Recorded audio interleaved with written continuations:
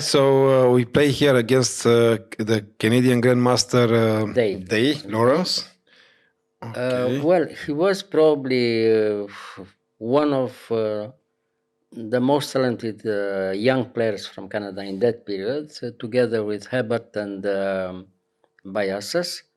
And our game we had here, it was played at the Philadelphia World Open in '79. Very strong tournament that I managed to win somehow at the end. And that was one of the decisive games, the whole tournament, the winner of this important game was between the favorites who could win the tournament later on, you see. Therefore, the game is very important. Also, theoretically, you see, the move order is very, important and very complicated game in the opening and in the middle game. We'll see. So after knight c3, c6, e4, e5, and now we have in this move order again, he can avoid the Zemish, White can't play the Zemish anyway. Now after e5, you have to play knight f3, it's the best move. But now we don't have the Zemish anymore. Yes. This is important for him, I mean, So, okay, knight f3, queen a5. Okay, bishop d3, and bishop g4, and bishop e3. And now, after knight bd7, h3, it was the only moment where he could take in f3. Probably was a little bit better. White is still better, clearly, but It was not so much like in our game. I mean, if he took in f3, after queen takes f3, e takes d4, bishop takes d4, knight e5, white is clearly better after queen e2, because it's a very central position for his pieces and so. But it's not winning still, I mean, it's complicated, but he can hope, Well, by not playing this, white is clearly better. I mean, he goes to h5, trying to complicate the game, you see? Yes. But it's in white's favor, like this, bishop h5, g4, you see? Now for the next moves, the bishop from g6 doesn't have too much play, and therefore white is clearly better now, you see? So the move order was already better for white until now, you see. So we are maneuvering here and there, he tries to open the game, hoping that in the big complications later on, black will have a good game. But now, after knight b3, the queen has to go back to d8, and white has time to push, g5. And it's clear white is better. So knight h7, rook g1, okay. He played bishop e7 and h4. Now it's clear. After the opening, we see the result. White has a very flexible position with clear advantage, and black has, for the moment, he has no counterplay. If he wants to have some counterplay later on, he has to open the position by moving f6. And then, in these tactical complications, white will be in any case better, So we'll see the result a little bit later. It would be easy to attack, maybe. Well, he has no counterplay for the moment. I mean, he has to wait in a few moves. So knight f8, he wants now, after knight f8, he wants to open the game later on by playing f6. But this is already better for white. More space, better positioning for his pieces and so on. White is clearly better. Okay. So after knight f8, d5, white pushes d5. Now you have to block the position by playing c5. Because if you open by taking in d5, it's clear that white is much better. So after c5, you go back with the knight, and black has to try to open, because already we wanted maybe to play f4, and after f4, knight f3, the advantage is very big for white. So he plays f6. Okay, now after f6, we have time to play knight f3, of course. And bishop f7. And now, right now, we take in f6. Now, if you take with the pawn, it's clear white is much better, because you have already the line. The G line, and we play finally queen e2 or queen d2 and big castle, long castle, and it's clear white is better. So he has to play to take back in f6 with the piece. and only with the bishop, because if you take with the knight, you lose the pawn from g7.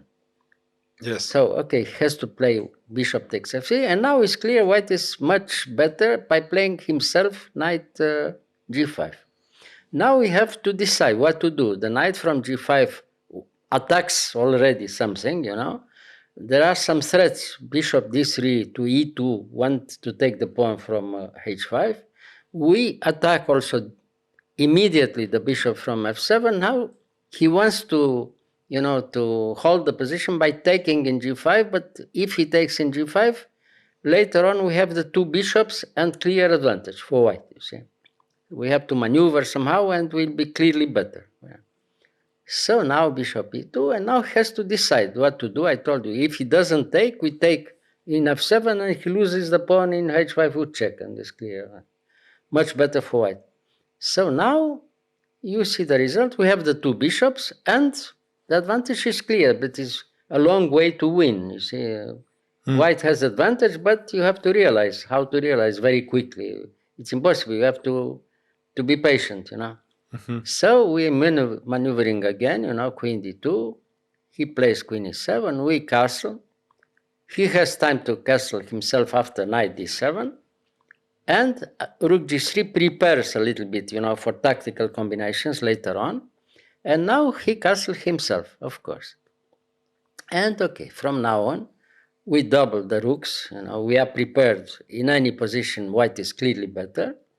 And now he has to try to have some counterplay. Of course, for the moment, has a position where he can hope only somehow to have an even game later on, So knight d1, this is a very good move, giving the possibility for white to play later on queen a5, and preparing, if nothing happens, knight e3, knight f5, with a clear edge for white, If we arrive in f5, he's almost winning for white. This is the threat, Knight d1, e3, f5, the idea. So he prepares himself by playing rook f8, and now we change a little bit the idea. Bishop f1 threatened to come through h3, a very unpleasant pin, Yeah.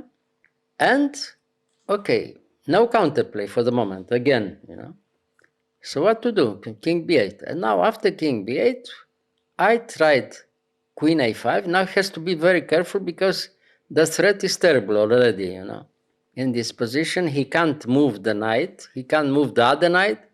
And rook c8 is probably the only good move. But he comes on this unpleasant pin himself, by king c8.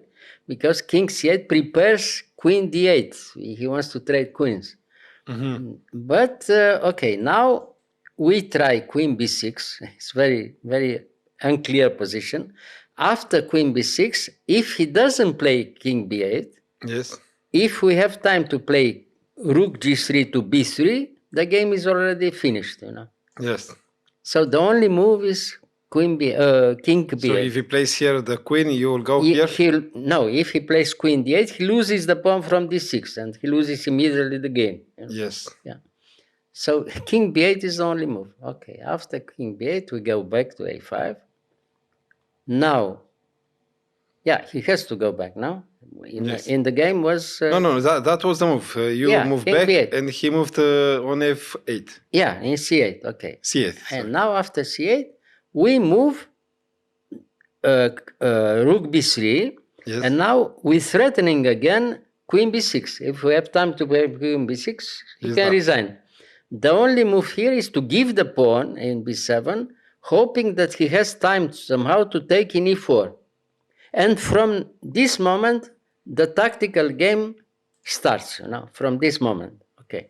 Now we agree to trade queens. I took e8, it was check. He took, and I took the pawn. Okay, I took the pawn. He played the best move, king c8. Now, if you go back to a3 to b3, yes. He has time to take in e4, and he can hope, to escape somehow. It's not so big the advantage for white. White is much better, but it's not clear yet. So okay, so after king c8, I played to a7. king b8, yeah. I took back the pawn from a6, and he had time to take in e4. But in this position, the idea was the same, like before, as I told you before, but now white moves. And by moving, he wins a very big tempo now.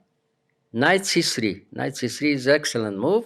Now, white threatens to come immediately to decisive advantage. If you go back somehow to take in f2 or something, then you lose at least 1 or 2 pawns with black. If you take in c3 and you open the game, it's already too much. So the best way for him is to win the exchange. I mean, he plays king b7, and after king b7, he wants to take the rook, and you give the rook. I mean, you sacrifice the exchange by coming with all your pieces in the best positions. And now the advantage will be very clear. Yeah.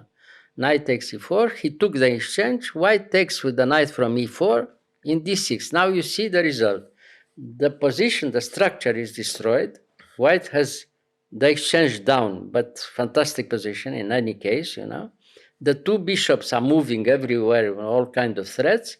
And finally, white will have a winning attack, you know, threatening mate at the end of the game, you see. So you give up the exchange for a very big initiative, you know, and white later on will have a very strong attack against the black king. You'll see. At the end, the black king will be mated at the end of the game. You know? Okay. So now he plays knight f6, and we have to But why not taking the f2 here? If he takes in f2, he loses the bishop from e8. Knight attacks from d6 in e8. True. Correct. So has no time. Okay. So he plays knight f6, bishop f5. Again, he has to move in h8. And now bishop e3. Now we attack in c5 and then g7. What to do? Very difficult position. Probably lost already. You know? So after bishop e3, he played g6. Now check, very good. Yeah, tempo. Now you see the king is on the big diagonal, very unpleasant pin, you know. So knight takes e8, it's very good. We give the strong knight, but now we have the two bishops and all the black pawns are under attack, you know. So the position is terrible for black, you know. So we go back. Now knight d6, the only move, and now the decisive move b4. We start the push. We have pushing in b4. We have a very strong attacking chance, you know, for black. Black has no counterplay, and in a few moves the position will collapse for black.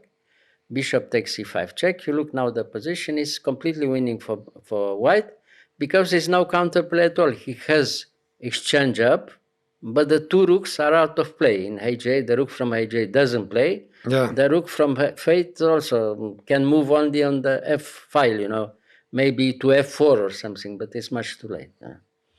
So now we took in g6, you see. Now the result. Before the position was more or less closed. Now the position is completely open, and white has a winning attack, decisive in a few moves. Actually, you could have took the exchange, but you didn't.